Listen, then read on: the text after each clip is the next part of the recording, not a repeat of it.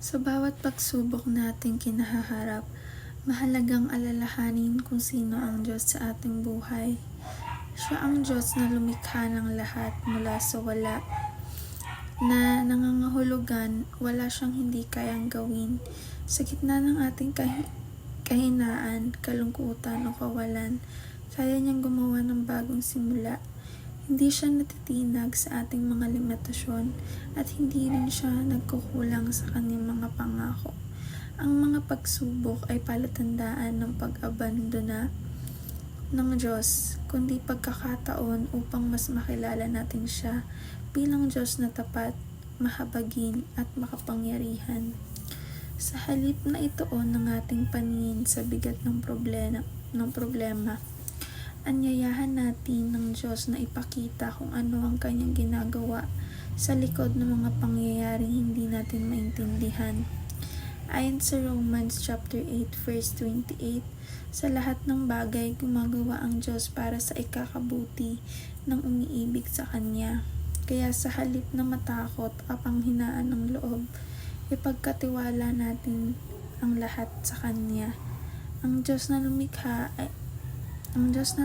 ng liwanag mula sa kadiliman ay siya ring gagabay at magbibigay ng liwanag sa ating landas. Manalig tayo sapagkat ang Diyos na lumikha mula sa wala ay kayang lumikha ng pag-asa mula sa ating mga sugat.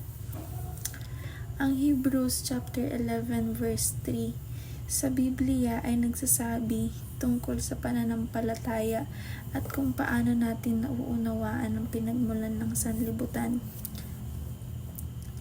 Nandito, nilalaman nito sa Tagalog mula sa Magandang Balita, Biblia.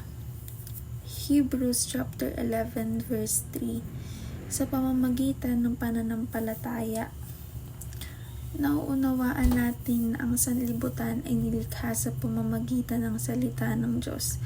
Kaya't ang mga bagay na nakikita ay ginawa mula sa mga bagay na hindi nakikita.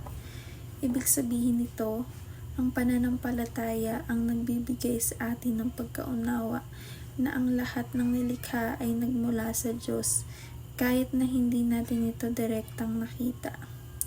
Dahil ito ay bunga ng kanyang kapangyarihang salita. Humingi tayo ng biyaya at pagtustos mula sa pinagmumulan ng lahat ng bagay, sapagkat ang Diyos ang lumikha ng lahat at siya lamang ang tunay na nakakapagsustento sa ating mga pangangailangan. Sa Kanya nagmula ang lahat ng bagay na mabuti at sapat. Tignan mo ang lahat ng iyong problema ayon sa kung sino ang Diyos, makapangyarihan, tapat at puno ng pag-ibig sa kanyang kalakasan at kabutihan. Walang suliraning hindi kayang lampasan. Tumingala sa mga sitwasyong walang pag-asa, sapagkat sa Diyos matatagpuan ang pag-asa at liwanag kahit sa pinakamadilim na oras.